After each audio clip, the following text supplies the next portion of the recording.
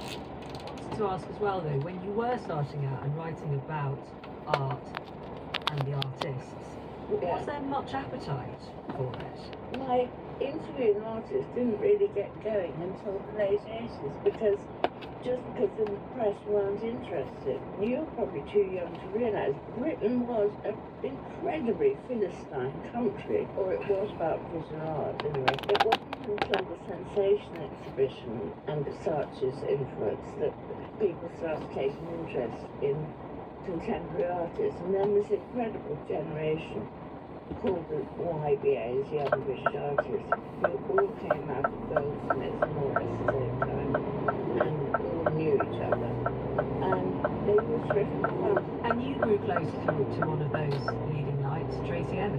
I've never sort of had an experience like it really, because if I'm interviewing somebody, I don't usually become friends with them, but No, neither do I. No,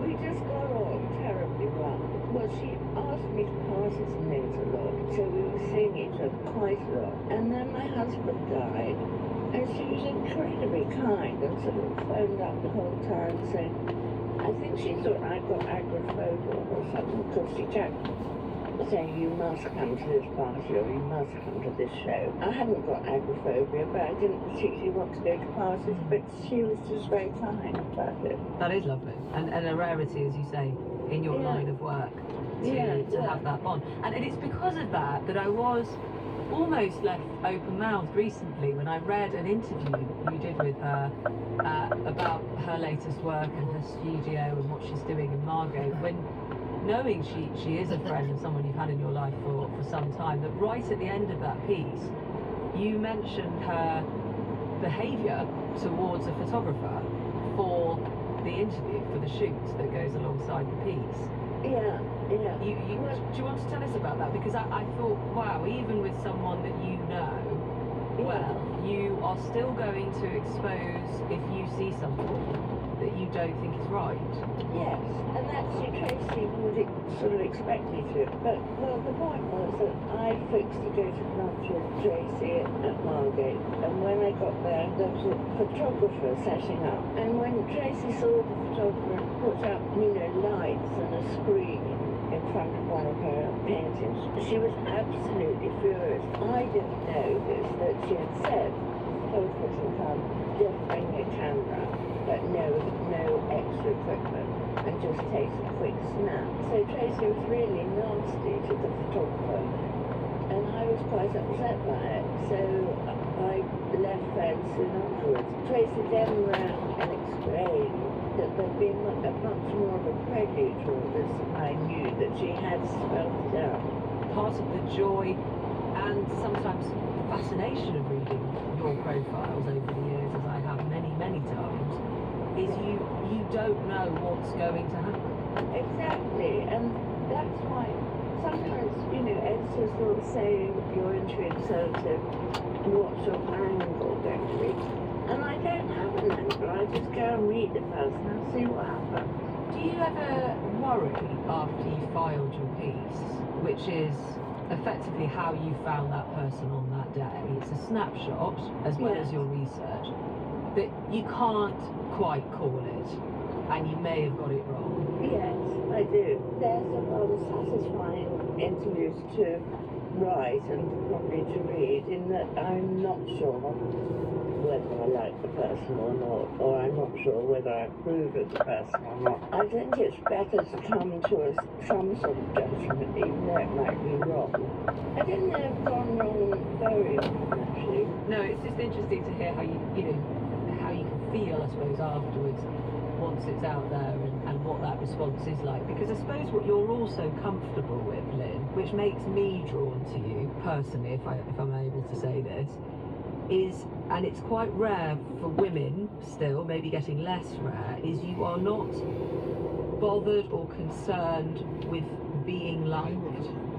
Exactly. I think that is a strength. I think actually that lots of women, that's a problem with them, worried about that publicity or embarrassing in the relationship, and I'm not. It's true, I don't think. Do you like interviewing politicians? I'm just aware we're in an election. No, and I'm dreading the fact that for the next 6 weeks we're going to be hearing nothing but. They don't sound as appealing to you as subjects as artists. I really admire artists. You know, I think it's a terribly brave sort of career, or whatever you call it, to embark on. And they're also terribly good fun. I mean, I say in the book that they certainly have the best parties. And also there's none of the sort of PR-y image building that you get with actors and so on. I should wish you happy birthday, belatedly. Thank you. Thank you. I read that it was just quite a big one for you. Oh, it's my 80th, yeah. Huge happy birthday. Many Thank happies. you. Wish Thank her. you very much. And are you feeling good at 80? Slightly hungover, actually. But Excellent. Thank you very much, Lynn thank Barber. you. Thanks. Pure life goals there. Hope to be just as hungover and get to 80. A Little Art Education is the book by Lynn Barber, out now. Thanks to her for being here. Harper States the time. Rob is here as well.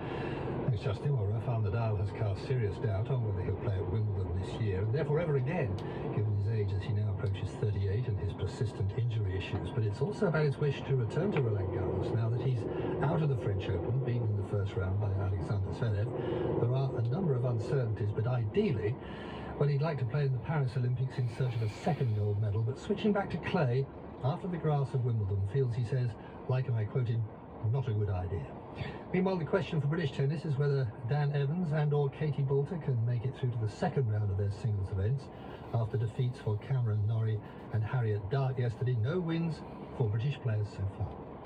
Well, now to rugby union and that ruling that English players signing for foreign clubs, mostly in France, automatically forfeit their right to play for their country. This after Toulouse's Jack Willis produced a superb performance in the Champions Cup final, but along with all the other players in France, or simply heading there, he won't be available for England. And this policy has been backed by 4 leading directors of rugby going forward in conversation with our rugby correspondent. Chris Jones is on the line now. Good morning to you, Chris. Rob, how's it going?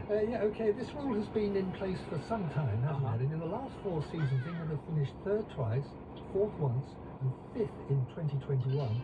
After last winning the Six Nations in 2020, that's got to be telling us something, hasn't it? Well, it tells us England haven't been up to much in the Six Nations recently, for sure. Now, whether that's down to this ruling and not picking players based in France, I'm not so sure. Yes, there's been the odd player over the last 10, 15 years who would have certainly helped the England side. And you're right, Rob, the numbers have shot up over the last 12 months and going forward. If you ask Steve Borthwick, the England boss, do you want to pick a Jack Willis with a stormer for Toulouse in that amazing Champions Cup final?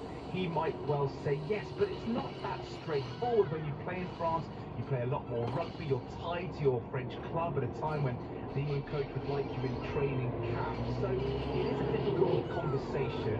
The access that you get from players in France is not the same as if they're playing in England. And then there's the angle of what would happen to the English domestic league if you open the floodgates. The league is trying desperately to recover. It's had a great season, but a really tough time post-COVID and the period with clubs going bust. So what would happen to the league if you did open the floodgates and pick players from Mexico? It's a very nuanced conversation. Fascinating to listen to the 4 directors of rugby in conversation with us for the Rugby in the Weekly podcast talk about it. And when you listen to them, they do make a lot of sense. In stories like this, Chris, I always look for the money. And I just wonder how English clubs can equal French pay, especially when so many of them have been going through such hard times. Really good question. If you go back 10 years, the English league was not far off the equal of the French league. Big new television partner had come into town, and post the 2015 Rugby World Cup, the English domestic game appeared somewhat awash with money. The picture is completely different now. France have shot ahead. They've got at least 2, potentially 3 professional leagues. England struggling just to have the one. So yes, France have moved well ahead. England, the salary cap is coming down. France, the top 40 TV deal is going up. So culturally, France are way ahead, and in their TV deal, they are way ahead. So those are 2 areas that England needs to focus on. But the signs are positive. The last 12 months, England national team looks to be on the way back up. The domestic leagues had a great season. Still plenty of things to iron out. That's the message from the DORs on the podcast. Yes, things are looking up, but still some way to go if England are to compete with France and eventually try and overtake the top 14 and French rugby as a whole. It's interesting stuff, isn't it? And the debate doubtless will continue. Chris Jones, thank you very much. That takes us to our tips. Brighton 2:15, number 6, Mockatil, Red Cup 4:35. Also number 6, Dream Selection. Thanks very much, Rob. Let's get some insight into what's coming up at 9 with Mary Beard. We've got a fabulously saucy story coming up about a pair of publicans from ancient Rome, the delightfully named Callidius Eroticus and Fannia Voluptas. Fans of Frankie Howard and the Carry On films will instantly feel at home with their sense of humour, but these two characters have so much more to offer than lame jokes and a stiff drink. They're our window into the fascinating vile culture of the Romans. So join me, Mary Beard, for a bag of snails and a glass of wine. Being Roman this morning at 9 on Radio 4 and BBC Sounds. The weather is with cloud rain spreading eastward, showers then following behind. That is rain. Anyway. It's 25 to 9. You are listening to Today. Good to have you with us on Radio 4 with Justin Webb and Emma Barnett. Now, a summary of the news from Carol Williams. Rishi Sunak is promising a tax cut for pensioners if he's re-elected. He says the Conservatives would increase the income tax personal allowance, amounting to a cut worth around £95 in the next financial year. The Work and Pensions Secretary Mel Stride told this programme the proposal would ensure that millions of pensioners wouldn't pay income tax in the coming years. Bosses of 121 companies have signed a letter in support of Labour, saying the party has changed and wants to work with business. The signatories include the Chief Executive of Iceland Foods, Sir Malcolm Walker, who publicly backed the Conservatives in 2015. Israel has carried out further military strikes on Rafah in southern Gaza, despite international outrage at its bombing on Sunday, in which dozens of displaced Palestinians were killed. The UN Security Council is due to hold an emergency meeting to discuss the attack. Lawyers in Donald Trump's hush money trial will present their closing arguments in New York today. The former US president denies covering up a payment to the porn star called Stormy Daniels, which prosecutors say it was an attempt to silence her about their alleged affair that he says didn't happen. Thanks very much. It's 23 minutes to 9. Only a few days into this general election, younger people have perhaps unexpectedly been the focus, namely the Conservatives' plans to reform the national service for 18-year-olds and Labour's plans to allow 16-year-olds to vote. But what do those people want? I'm joined now by three undecided younger voters from around the country actually voting in their first general election. 19-year-old Daniel Crompton from St Helens, 18-year-old Akshika Raja in Norfolk, and 18-year-old Jacob Buchanan from Wells in Somerset. Well, welcome to all of you. And I thought I'd actually start with you, Daniel. What are the main issues affecting your life? What's on your mind now with an election approaching and a vote to cast? At the moment, my thought process is how the mental health of people around my age is going to be affected with this, especially with the national service. I think if Rishi Sunak is re-elected, that is going to put a lot of stress on people who just don't really want to do that and they're being forced to. It's going to make a lot of people almost scared to turn 18 or 19 in the future, especially with very poor mental health systems for people our age as well. That is a very big issue and a very big fear for me. So you don't think perhaps some would maybe argue, but they are the older people or perhaps the parents that might also help with those issues, that may be what they need? Daniel, in terms of it could be a good bit of community, there might be, just depending on the schemes, there might be something positive. But it could be, the majority of the people that would be put into wouldn't want to be a part of it. Every single person that I've spoken to about this has said that they don't want this, that this is something that would affect them negatively, because not a lot of people want to go into the military or want to do that sort of service, or being forced to, sort of, it's like taken away of their own power, taken away their free will to choose what they want to do. Well, Jacob, I don't know if this is coming from your conversations or what else is coming. What were you thinking about even perhaps before you heard about that or saying about voting? I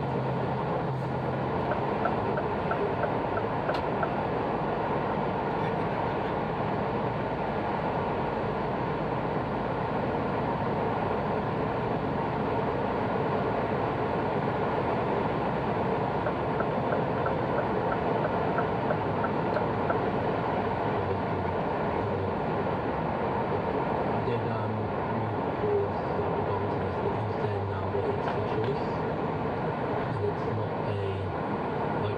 thing, but there is a benefit if you do it.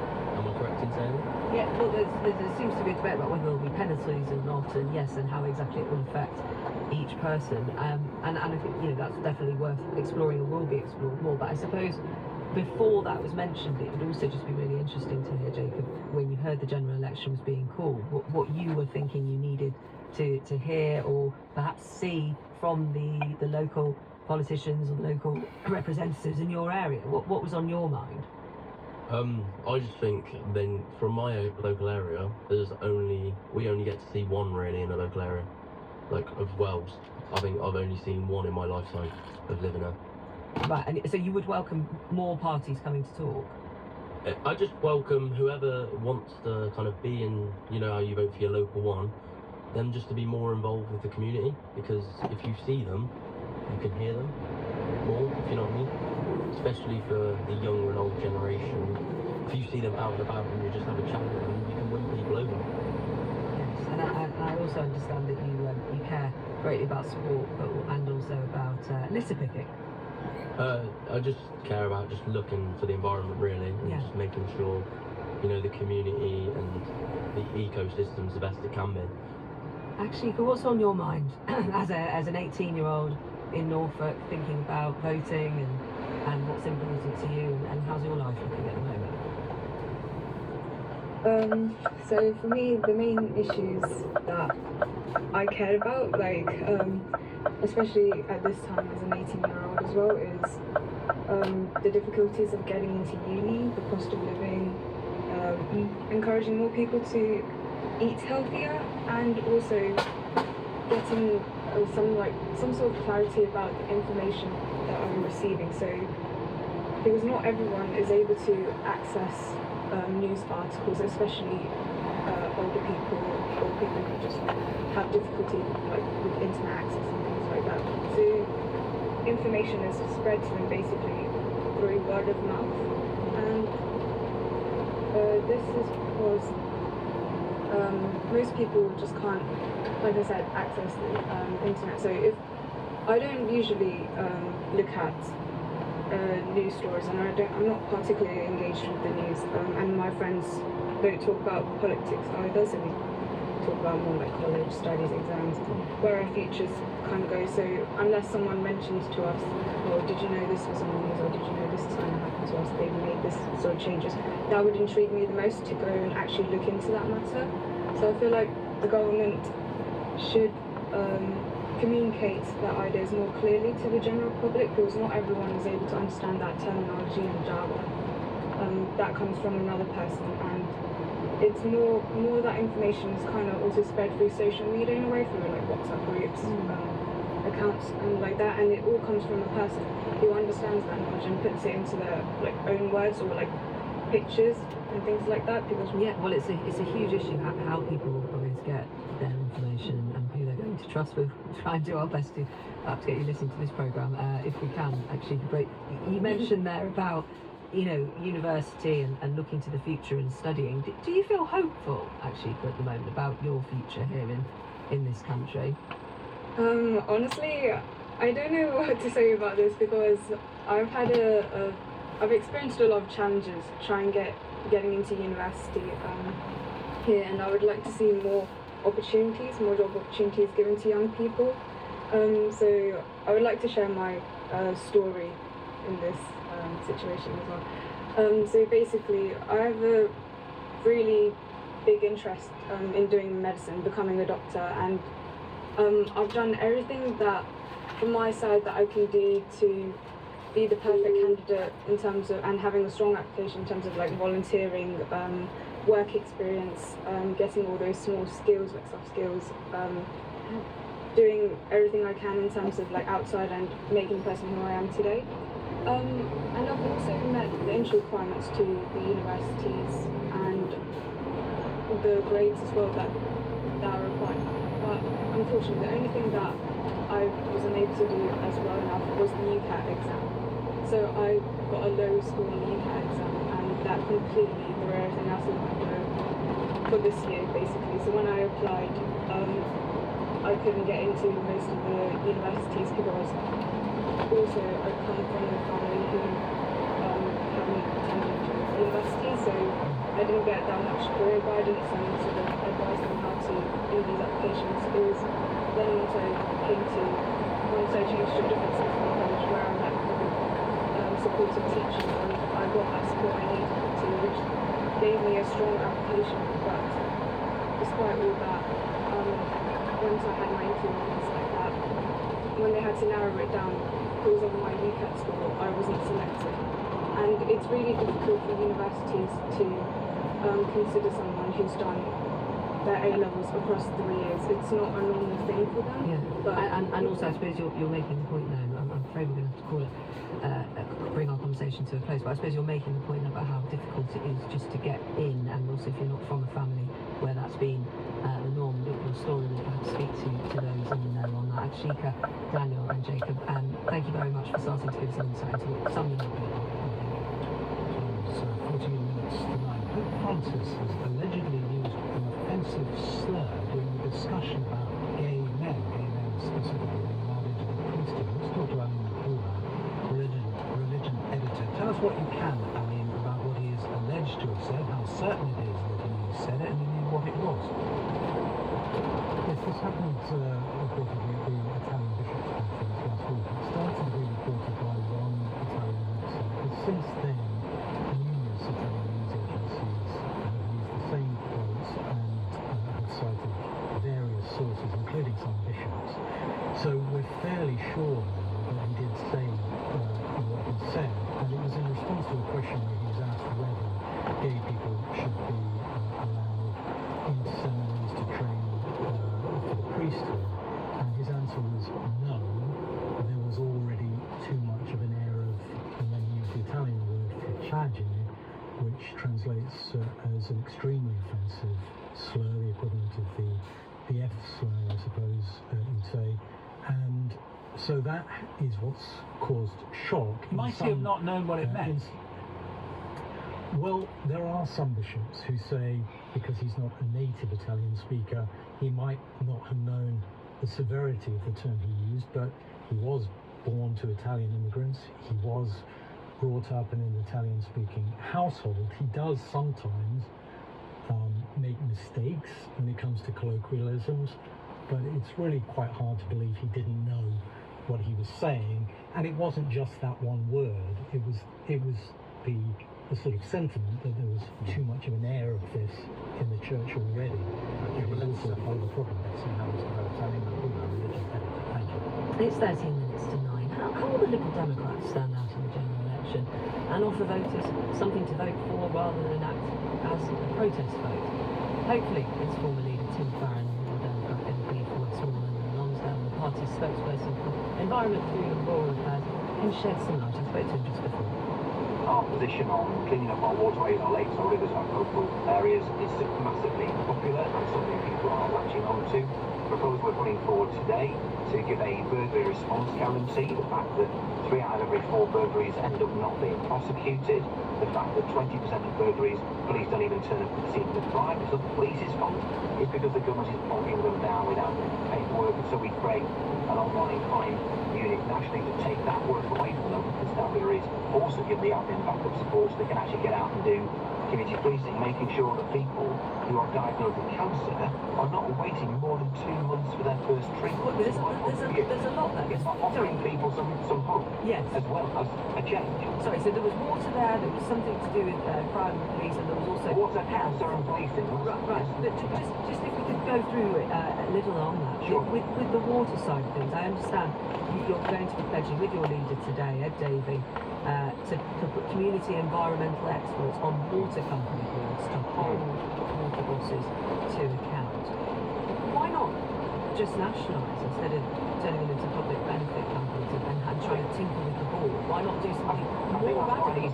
I think that's quite an easy one to answer, and that is, it doesn't feel very sensible to be spending billions of pounds of taxpayers' money on giving that money to shareholders and big corporations to buy those companies back into the state, when that money, not a penny of it, would then go into the infrastructure far better scrap Ofwat because it is a toothless regulator. You replace it with a new, stronger regulator, the Coastal Rivers and Lakes Authority. The first thing that new toothsome regulator does is strip the water companies of their licences, and then you transfer them to becoming community benefit corporations.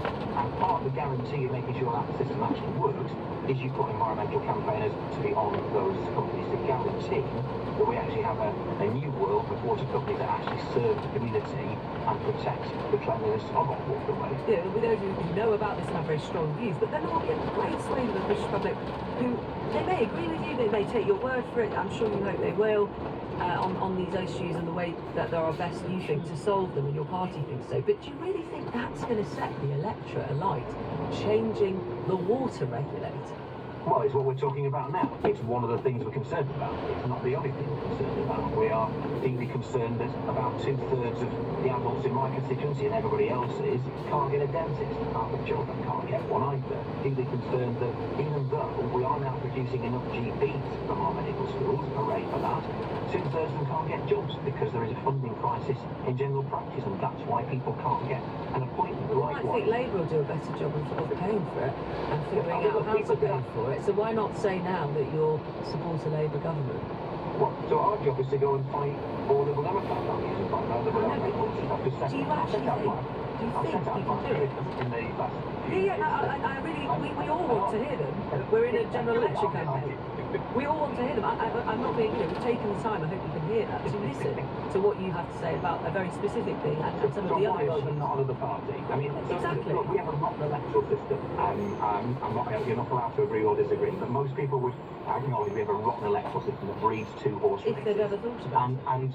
And in large swathes of the country, one of those horses is the Liberal Democrats to beat the Conservatives. And the way we achieve progress on those things is to win the seat where we are one of the two horses. And that is the case in dozens and dozens. So that's how you're looking at it. I think it's interesting to hear how you fight the game that's in front of you. You fight that's in front of you. Fair enough. And just because it was interesting when Rishi Sunak called the election, I know he was, someone would say, him standing in the rain was a distraction and much had been made of protester blames and music in the background. But putting that aside, he did talk right at the beginning about humanity. He talked about the pandemic, taking our minds back to how the country had to get through a very difficult time. Do you think this is going to be a campaign with any kindness between leaders and a sort of facilitation of perhaps some of the lessons of the pandemic? Do you see any evidence of that? I'd like to think that, to be honest with you. I'm somebody who feels that we need to learn to disagree well. I think the problem is that very often politicians choose the dividing lines that make it more likely that people are flushed into their culture or trenches. I take the view that there are people whom I strongly disagree with that I can still respect. For what it's worth, I've always found Rishi Sunak a pleasant human being. He's my neighbour over at the other end of the Yorkshire Dale, so he's not a person I have a particular problem with. I think he's led the country very, very poorly, but he is the leader of a party that I think at the moment unleadable and needs to be in opposition, and certainly for their sake, but actually for the country's sake, absolutely desperate. Well, he obviously feels he needs an election to get that perhaps personal mandate within his own party. Should he have some success on that front? But it's interesting to hear your take. Do you think it's got worse? I suppose the personal side of campaigning and politics, having been a party leader. I'm just aware of over the weekend certain Conservatives starting to try and use what's happened in America, the old Sleepy Joe line about Joe Biden, and talking similarly about Keir Starmer and the sort of 15-20 year age gap between Keir Starmer and Rishi Sunak. I just wondered what you made of that. Well, so yeah, the last thing we want to do is import the tone of politics and campaigning in America, which is so utterly, totally polarised. I see some of that here, and I see it deliberately deployed by some over here, and that troubles me. Is it worse, you ask me? And it's a good question. I think that the world that we're in, with increasingly short attention spans, with people being so busy with other things as well, the fact that social media and 24/7 media means people are having to compete all the time. Tim Farron, I'm sure we'll talk again on the campaign. Thank you for coming on. The time's 6 minutes to 9. What do you know about Stormy Daniels? That she was a porn star, that she had sex with Donald Trump? He says that they didn't. That she gave evidence in his trial for alleged election fraud because he paid her off with campaign money. Well, all of those things we kind of do know. There is more though, much more. According to the people who have made a documentary entirely about her. It is called Stormy. It's an American documentary, though it's coming soon here to Channel 5. Sarah Gibson is the director and Erin Lee Carr, the producer of Stormy. The documentary looks at many things, one of which is the relationship that was in existence between Stormy Daniels and Donald Trump. I started off by asking Sarah if we find out in the documentary why Stormy and Donald got together. Why, in other words, did she do it? I think when you look at the age difference, he was a 60-year-old man, she was a 26-year-old girl, and she was naive. She was new to Hollywood. She was intimidated. There was definitely an imbalance of power. And she would say now that it was in the aftermath of watching the film Bombshell that she realized it was a casting call situation. She felt that she didn't have a way out. And a lot of women have been in that situation and have felt the same way. Yeah, it's an interesting one, that, isn't it, Erin? Because she wasn't coerced, and she doesn't claim that she was coerced, but she was in a situation, and this is something, again, that came out in the court case, didn't it, where she felt that there was no other outcome for her. Turning somebody down creates this feeling of unease, and so what you do, and I think what Stormy did in that situation, was she went through with it. She went through with it even though she didn't want to, also because there was this sort of dangling carrot on the other side. Trump talked about The Apprentice, talked about getting a wild card on The Apprentice, and they stayed in touch. So she slept with him, and she stayed in contact with him, even though she had sex that she really had not wanted to. And so I think she was just trying to determine, hey, I slept with this person and maybe something good can come out of it. So it was sort of a calculated risk that she probably did not want to do. Sarah, why she made the film? Why did she want to do it? Ultimately, Stormy felt like she wrote a book that she feels like very few people read, and she felt like it was really important for her daughter to learn what she went through. And we have this incredible footage that really documented what her life was like in the aftermath of the story breaking in 2018.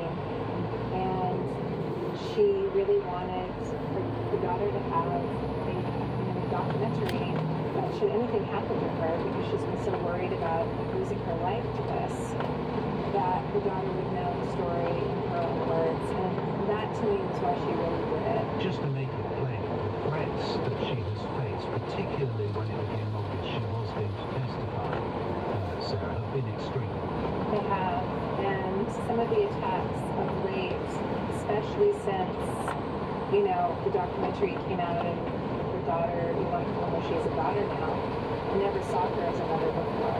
There's been attacks on her daughter on social media by women who are also mothers, and they're Trump supporters, and they're mobilized to behave this way. And it's really just awful. Hopefully she will get some peace soon, but she has said, and her husband has said recently, that they may have to leave the country in the aftermath of this trial, regardless of the outcome. And what, Erin, if Donald Trump becomes president again? What happens to her then? I think that we as Americans are waiting with bated breath what happens with this trial, but also what happens with the election come November. If I was Stormy Daniels, which I am not, I would leave, right? I think that she made an enemy out of the then president, and now thinking that his reign was over. And so if I'm sitting here and I'm her and he gets another term, I don't see a way in which my safety is guaranteed. I'm not saying, specifically against candidate Trump, anything about sort of safety measures or anything like that. But as you just said, and as Sarah said beautifully, there are a lot of threats, and her daughter is at stake, and so she will not let anything happen to her and her family. So I think time will tell what actually happens, but I think it's a scary universe to live in if you're Stormy Daniels. It was Erin Lee Carter and Sarah Gibson. The documentary is called Stormy. It's on Channel 5 tonight at 10 o'clock. You can see it on streaming on My5. That's all from us. Thank you so much for being with us today. Our editors were Scott, Adam and Laura Cooper. studio director, was Peter Wise. We hope you have the rest of the great day and keep it here on Radio 4.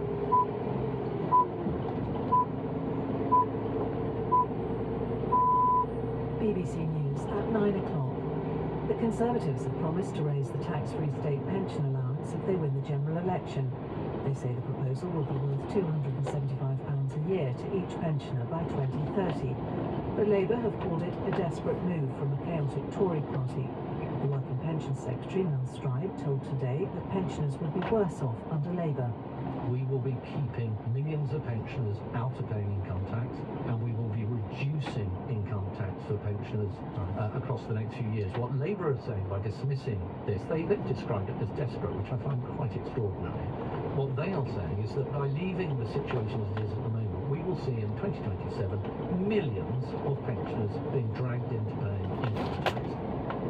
More than 120 leading business figures have signed a letter backing Labour's vision for the economy.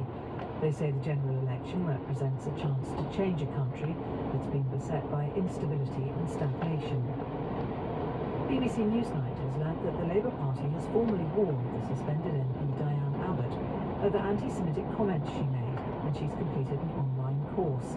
The party has refused to confirm that the case has been resolved and has only 1 week before it has to say whether she'll be a Labour candidate at the next election. The UN Security Council will discuss an Israeli airstrike over the weekend that killed about 45 people in a refugee camp in southern Gaza. Israel said it had targeted 2 senior Hamas commanders after rockets were fired at Tel Aviv. Reports suggest the fire that engulfed the refugee camp was caused by a missile hitting a fuel depot. The Republic of Ireland, Norway and Spain are recognising Palestine as an independent country from today. The Spanish Prime Minister, Pedro Sánchez, said the new state would be within the 1967 borders, governed by the Palestinian National Authority, with East Jerusalem as its capital. BBC News. The Chelsea Flower Show was in full bloom last week, and Claudia Hammond was there, speaking to one garden designer who credits gardening with helping to ease her grief following the death of her mother. We're exploring what can connect us with our loved ones and who's passed away in All in the Mind in 30 minutes. And it's followed by Ruth Jones, who's taken on the roof-raising role as Mother Superior in the West End production of Sister Act. She's live in the studio with Nuala McGovern in Woman's Hour at 10 o'clock. First though on Radio 4, it's no secret that the ancient Romans enjoyed a drink, but new discoveries are telling us much more about where they drank it and about their favourite pub snacks. It could be too early to stomach this particular breakfast. Join Mary Beard for Being Roman with a glass of wine and a bag of snails.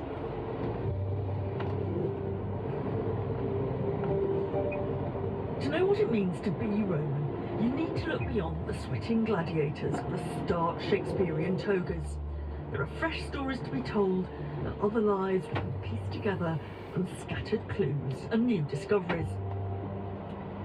I'm Mary Beard, and in this series I'll bring you the stories of 6 fascinating people who lived at the height of Rome's power, from a shopaholic soldier to the poet who outshone an emperor.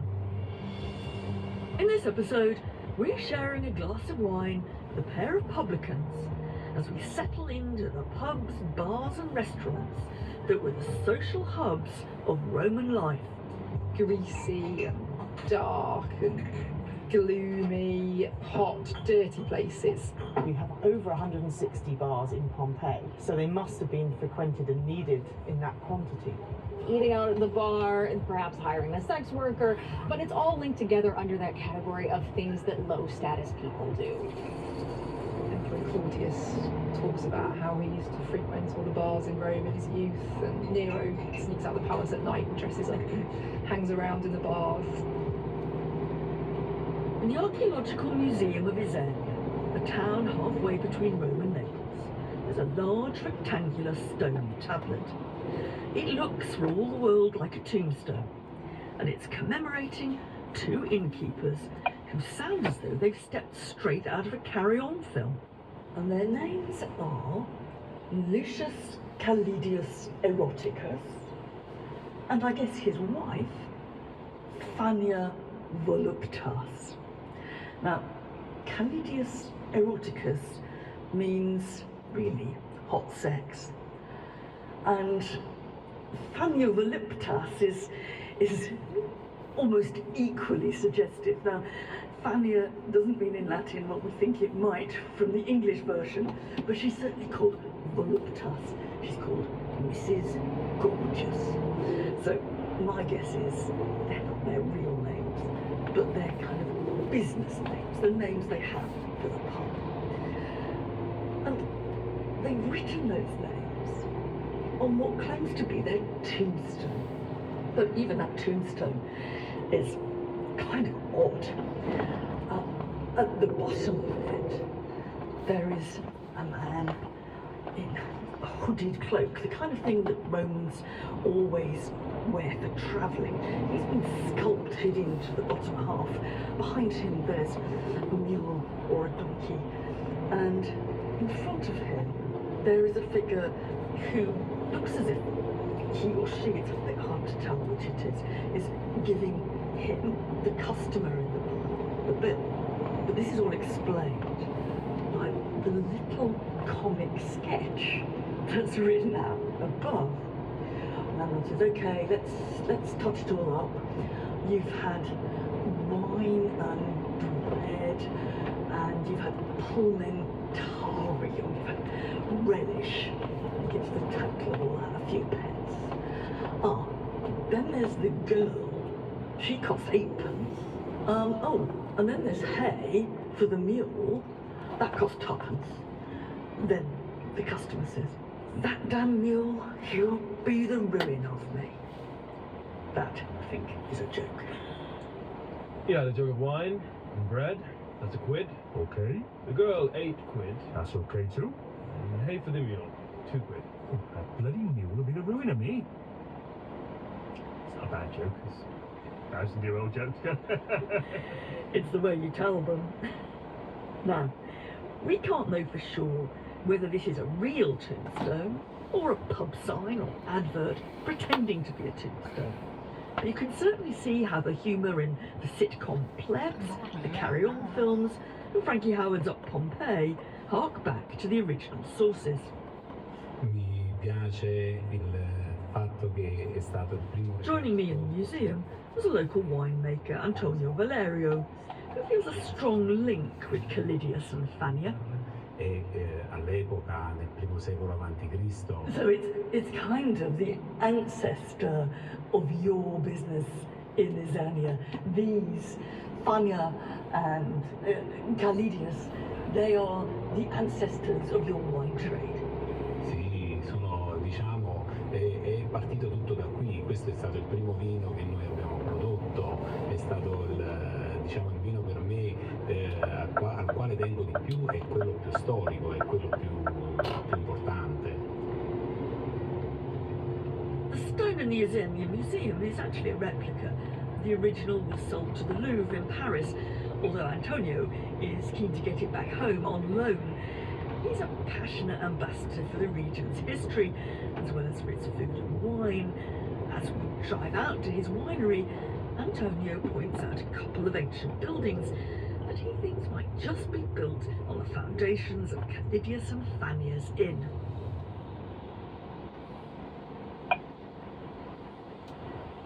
Là nasce il Volturno. Ah, right. No. Là proprio ci sono le sorgenti del Volturno e quello è il paese di Rocchetta al Volturno. So I'm now a few miles outside Isania. It's absolutely stunningly beautiful. The sun is just going down and I'm looking out at the mountains and vineyards all in front of me. We're about a couple of miles from where the tombstone of Fania and Calidius is thought to have been found. But it must always round here looked a bit like this, and vineyards just like those I'm seeing growing in front of me must have been where Fania and Calidius got their wine from. And I guess that their inn was a bit out of town or on the edge of town. A guy on the stone is obviously a traveller, and he's got his mule or his ass with him, so he's on the road, and they'll have provided food, but they'll also have provided a bit of stabling for the animals, as well as other pleasures, I'm afraid. for the men making their journeys. The grapes from these fields go to two of Antonio's wines, named after our innkeepers.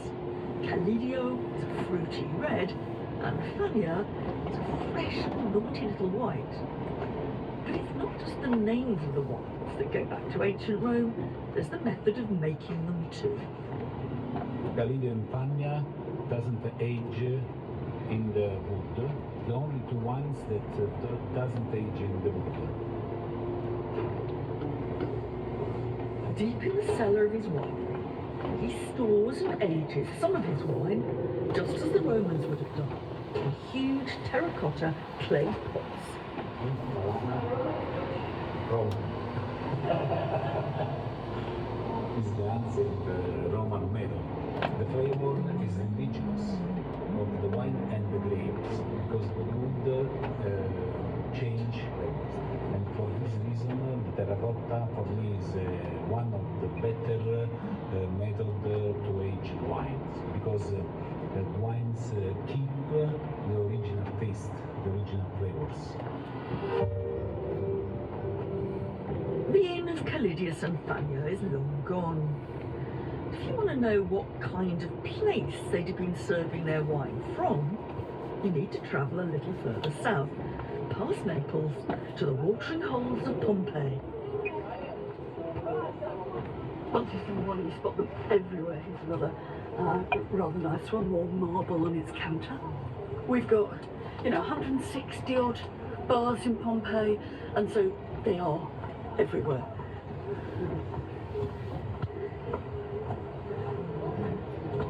The Crossroads bar is, the ideal location if you're wanting to certainly make the takeaway trip. Round the next corner, propping up her favourite ancient Roman bar, I found one of Pompeii's in-house archaeologists, Sophie A.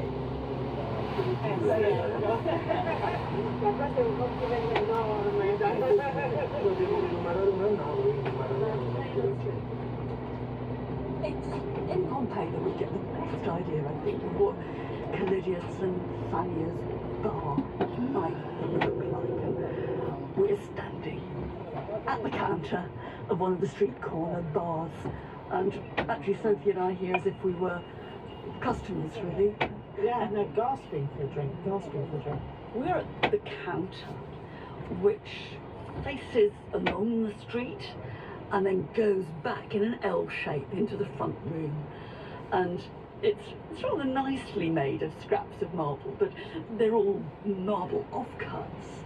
And I think you have to imagine the landlord standing behind in the space within the L, and people are in a hurry, haven't got much cash, coming up to get a takeaway, bit of food, bit of drink, and off they go. And you don't even have to go into the bar, you can just do it from the street frontage. It's a bit like Italian bars today. You can either have counter service and pay slightly less, or you can have service at the table and pay slightly more. And here, if you've got a bit more time on your hands, you'd walk past the counter and into the back room, where I imagine our Fania character would be serving you in, a suitably brusque and jocular way. We have some really lovely frescoes from Pompeii that really sort of animate that process of someone serving somebody, saying this one's for you, this glass is for you. And in this particular bar we have a lovely little framed fresco of two men sitting at a table playing a board game between them.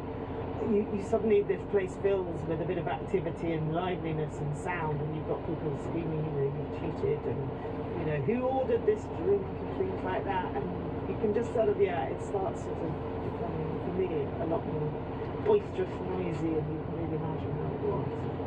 It's nice, I think, the way that they appear to have painted frescoes on their walls. These are not the ones showing great mythological scenes or anything like that. These are showing scenes of what's going on in the bar. You're looking at yourself in the mirror of these frescoes, and you're seeing what the bar looks like. And there's a wonderful one where a couple of sitting down, I can't remember what they're doing, but there's kind of salamis and sausages hanging up above their head.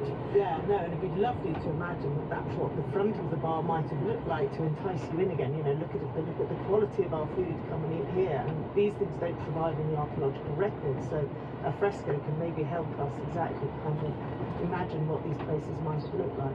And I think it's nice too that on the tombstone, if that's what it is, of Callidius and Fania, you've got a sense that this is a sort of a bit of a jokey atmosphere, a bit of a barracky atmosphere, a bit risque, there's a bit of sex on the side, and that's exactly the kind of thing that you see reflected in the paintings on these walls. There's one, in another bar, I remember, which two guys are having a fight, and the landlord, presumably the landlord, Callidius character, is saying, look mate, if you want to fight, get outside.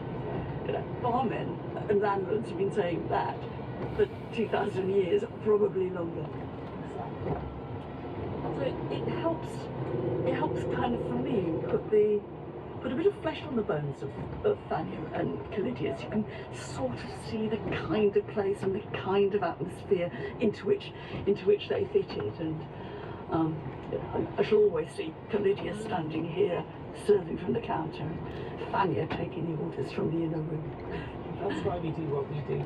Is to do exactly that. Is to populate Pompeii or whichever site with these stories, with these little jigsaw pieces that we get from around, and then we kind of have a lovely kind of image of what was going on here 2,000 years ago. Okay, Sophie, the drink's on me. What would you like? Oh, I'll take an amphora of the finest Campanian wine, thank you. I'm not sure if I got the cash for that, but we'll see. Go to Caecilius, he'll lend you some.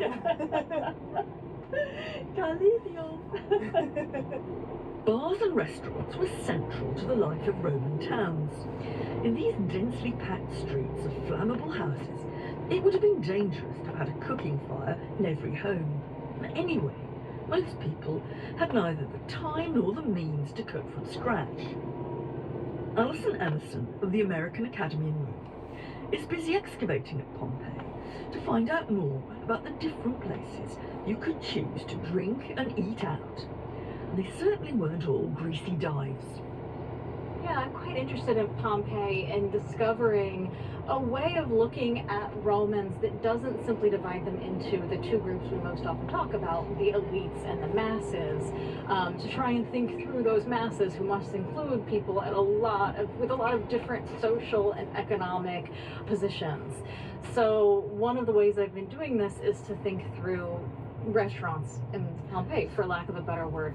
Of course, the corner bar has gotten a lot of attention, the fast food restaurant, the Thermopolium, where you walk up to the bar counter and you walk away with food. And these are really ubiquitous in Pompeii. There's more than 150 known from across the fairly small city. But what I've been looking into are the sit-down restaurants, or we might call these lie-down restaurants. Since the Roman elite reclined dining, these are spaces that are set up for elite-style dining, but which we can assume the elite would not patronize, since going out to eat for the Romans is a very low-class activity. Yeah, it's so completely different from our assumption that if you're rich in Rome, you eat at home. Exactly. Right? If you eat at home, or you eat at your friends, home. or you eat at your business acquaintances, but you would never need to go eat out at a restaurant. So it's the non-elite that eat out, but there's a huge range of what that means. At the top of the range, you might decide to